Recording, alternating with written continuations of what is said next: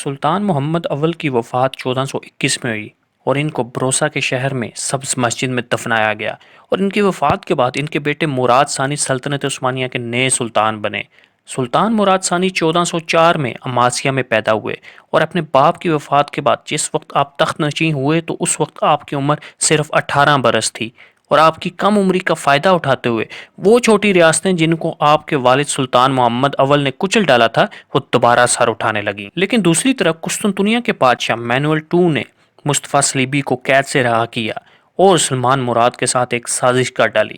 وہ یہ کہ اس نے مصطفیٰ کو ورگلایا اور پھر اس نے سلطان بایزید اول کے تخت کا جائز وارث ہونے کا دعویٰ کر دیا، اور پھر یوں دیکھتے دیکھتے مصطفیٰ نے ایک بہت بڑی فوج تیار کر لی اور بہت سارے ترک فوجی اس میں شامل ہو گئے، اور یہاں تک کہ اس نے مراد ٹو کے تجربہ کار جنرل بایزید پاشا کو شکست دے کر ہلاک کر دیا تھا، جسے مراد نے اس سے لڑنے کے لیے بھیجا تھا، اور پھر مصطفیٰ نے سلطان مراد کی بھیجی کی فوج کو شکست دے کر ایڈرین پر قبضہ کر لیا اور ایڈرین کے نئے سلطان کا اعلان کر دیا،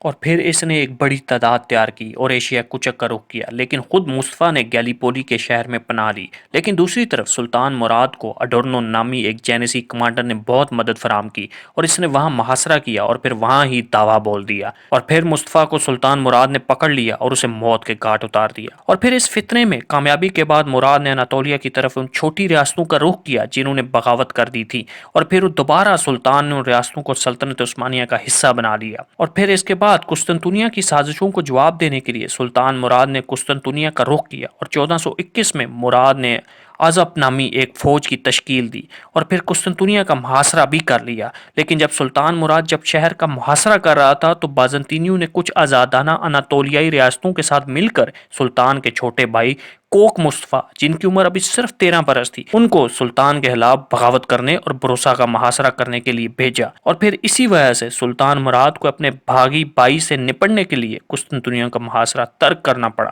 اور پھر اس نے شہزادہ مصطفیٰ کو پکڑ لیا اور اسے پھانسی دے دی، اور اس کے بعد باقی ریاستیں بھی جو سلطان کے خلاف مستقل طور پر سازشیں کرتی رہی تھیں ان کو بھی الحاق کر لیا گیا اور وہ بھی عثمانی سلطنت کا حصہ بن گئی، اور پھر اس کے بعد 1430 میں سالونیکا شہر کو سلطان مراد نے فتح کر کے عثمانی سلطنت کا حصہ بنا دیا، اور پھر اس کے بعد سلطان مراد نے وینس، کارمین امارات، سربیا اور ہنگری کے خلاف اعلان جنگ کر دیا۔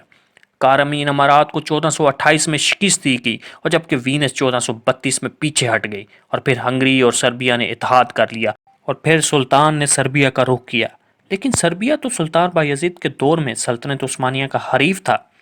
اصل میں ہوا کچھ یوں کہ یہاں کے شہنشاہ جون برونکوچ نے عثمانی سلطنت کے ساتھ معاہدے کو توڑ دیا تھا، اور اسی وجہ سے سلطان مراد نے سربیا پر حملہ کیا اور 1440 میں اسے بھی فتح کر لیا۔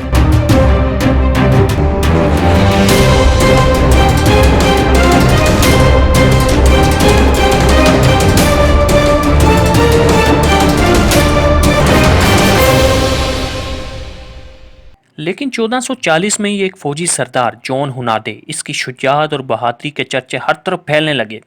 اصل میں 14ویں صدی کے آخر میں بلکان کے علاقوں کا بہت بڑا حصہ ترکوں کے قبضے میں آ گیا تھا، اور 1396 میں نکوپولس جنگ کے بعد بلغاریہ اپنی آزادی کو مکمل طور پر کھو بیٹھا تھا، اور پھر عثمانی فوج نے ڈینیوب کو عبور کیا اور ولاچیا اور ہنگری کے علاقوں کو تباہ کر دیا تھا، اور پھر اسی وجہ سے جون ہناڈے 1441 اور 1442 میں ٹرانسلوینیائی پر ترکی فوجوں کے محاصرے کی مدد کے لیے آتا ہے اور ایک چھوٹی سی فوج کے ذریعے ترکوں کے عظیم الشان لشکر کو شکست دے دیتا ہے، اور پھر یوں 1440 سے 1442 میں بلگریڈ اور ٹرانسلوینیا کے خلاف ناکام مہمات اور پھر ہنادے کی طویل مہم کی شکست کے بعد عثمانی سلطنت کے حکمران مراد دوئم نے ہنگری کے شہنشاہ سلاس کے ساتھ 10 سال کا معاہدہ کر لیا۔ یہ معاہدہ ایک دوسرے پہ حملہ نہ کرنے کا تھا، لیکن اس معاہدے کے بعد سلطان مراد دوئم کے سب سے بڑے بیٹے علاء الدین کا انتقال ہو گیا اور اس کا انہیں بہت گہرا صدمہ پہنچا، اور پھر اسی وجہ سے آپ نے سلطنت کے امور اپنے بیٹے سلطان محمد دوئم کے حوالے کر دیے اور خود اپنے آپ کو یاد الہی میں مشغول کر لیا۔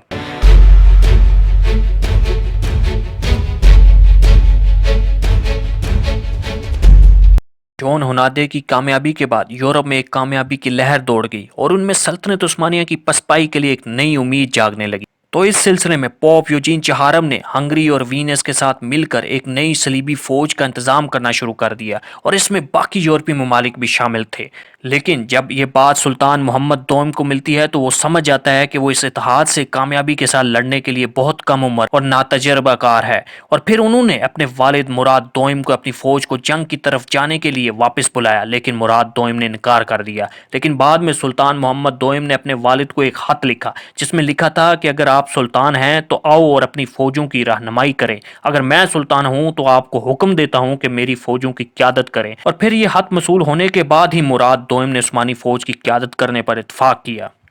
اور پھر نومبر 1444 میں یہ جنگ ہوئی اور اس جنگ کو بیٹل آف ورنا بھی کہا جاتا ہے۔ لیکن اس بار جون ہنادے کو ہنگری اور وینس کے شہزادوں سمیت سلطنت عثمانیہ سے شکست سے دوچار ہونا پڑتا ہے، اور سلطان مراد دوم کا 60,000 کا لشکر یورپی فوج کے تقریباً 1.5 لاکھ کے لشکر کو شکست دے دیتا ہے، اور اسی مارکے میں ہنگری کے شہزادے لارڈ سلاس کو سلطان مراد نے اپنے ہاتھوں سے قتل کیا، اور یورپی ممالک کے ہارنے کی بھی یہی وجہ تھی۔ اور اس فتح کے بعد عثمانی سلطنت سربیا اور بوسنیا کو فتح کر لیتا ہے، اور پھر بوسنیا کے بہت سارے ممتاز لوگوں نے اسلام بھی قبول کر لیا، اور پھر یورپ میں بوسنیا تک سلطنت عثمانیہ پھیل گئی۔ اور اس مارکے کے بعد سلطان مراد ثانی دوبارہ شہزادہ محمد دوم کو سلطنت کے امور سنبھالنے کی ذمہ داری دے دیتے ہیں، اور خود ایک بار پھر یاد الہی میں اپنی باقی کی زندگی وقف کر دیتے ہیں۔ لیکن اس بار پھر سلطان محمد دوم کی کم عمری کی وجہ سے سلطنت عثمانیہ کی اپنی فوج جینیسری نے بغاوت شروع کر دی اور قتل و غارت کرنے لگ گئی، تو پھر سلطان مراد دوم کو دوبارہ تخت سنبھالنا پڑا۔ اور پھر سلطان مراد جب ایڈرین پہنچے تو ان باغیوں نے اپنے سر دوبارہ سلطان کی اطاعت میں جھکا دیے، اور پھر اس کے بعد سلطان مراد ہی اپنی آخری سانس تک عثمانی سلطنت کے حکمران رہے، اور ساتھ ساتھ یاد الہی میں بھی اپنے آپ کو مشغول رکھا۔ اور سلطان مراد واحد سلطان ہیں جنہوں نے اپنی زندگی میں 2 مرتبہ تخت کو خیر آباد کہا۔ لیکن دوسری طرف یورپی ممالک کی ورنا کے مقام پر شکست نے ان پر بہت گہرا داغ لگا دیا تھا، اور اس داغ کو ختم کرنے کے لیے جون ہنادے کے دوبارہ سلطنت عثمانیہ پر حملہ کرنے کی سازش شروع کر دی،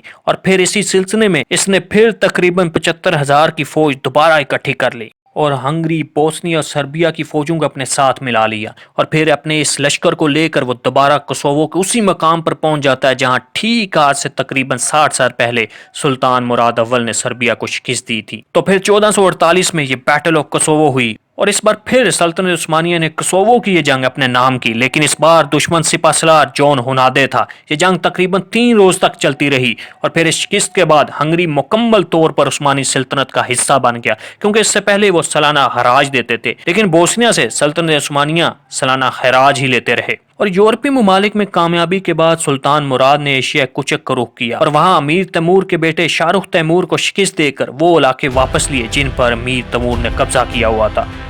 سلطان مراد دوم نے کامیابی کے ساتھ ساتھ اپنے آپ کو ایک سادہ سپاہی کے طور پر بھی پیش کیا، اور انہوں نے کبھی بھی شاہی زیادتیوں میں حصہ نہیں لیا۔ سلطان مراد نے فوج کو پہلے سے زیادہ منظم کیا، اور یہاں تک کہ پہلی بار اپنی فوج میں سے ایک خاص دستوں کو بندوق کا استعمال بھی سکھایا، اور ان بندوقوں کو مسکت کہا جاتا ہے۔ سلطان مراد دوم بنیادی طور پر اپنے آپ کو نہ صرف ایک غازی بادشاہ کے طور پر پیش کر رہا تھا جو غیر مسلمانوں سے لڑتا تھا، بلکہ غازیوں کا محافظ اور ماسٹر بھی تھا۔ سلطان مراد دوم 1451 میں ایڈرین شہر میں وفات پا گئے، اور ان کی وصیت کے مطابق انہیں بروسا شہر میں دفنایا گیا، اور اب سلطنت عثمانیہ ایک بار پھر اس وقت کی دنیا کی سب سے بڑی طاقت بن گئی، جہاں سلطان مراد نے یورپ میں بوسنیا، یونان اور ہنگری تک سلطنت عثمانیہ کا جھنڈا گاڑ دیا تھا، اور یہ اس وقت اتنی طاقتور ہو گئی تھی کہ یورپی ممالک کی آخری امید بیزنطینی سلطنت پر بھی قبضہ کر سکتی تھی۔ اور یہ وہ شہر تھا جو پچھلے 1000 سالوں سے رومیوں کی آنکھ کا تارا تھا، اور یہ شہر بازنطینی حکومت کی آخری نشانی بھی تھی۔